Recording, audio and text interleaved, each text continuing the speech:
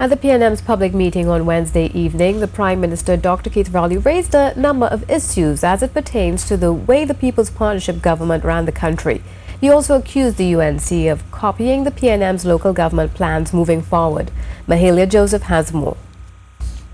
Partnership government offered a $134 million contract for the Penal Debe Corporation to be built, but it's a figure Prime Minister Dr. Keith Rowley said was $50 million more than what it should be. The cabinet took a decision to go out for tender for the two corporations' head office, the one in Diego Martin and the one in Siparia. And we will invite the contractors of the country to bid on both projects.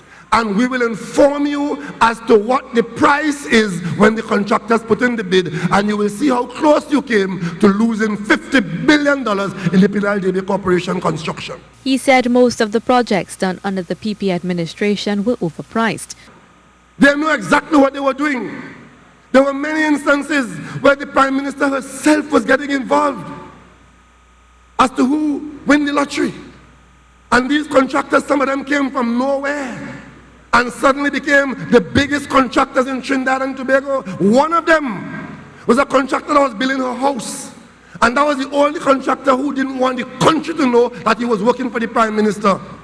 On the topic of local government, he accused the UNC of copying most of the PNM's plans in their local government manifesto, which they presented to members of the media on Wednesday. We talk about the social service system being available to you at the local level. They have that. And everything we talk about, they've now registered. So tonight I want to say to the population in Trinidad, come November 28th, you have heard enough about the UNC and their misconduct to send a message to them that you don't want them back. Dr. Rowley also made claims that a police report has been filed against a UNC candidate for the local government election. The report is regarding fraud and forgery. He said during his visit to Charleville last Sunday, he was approached by a man who told him about someone using his name to commit fraudulent acts. That citizen would have done that to his peril.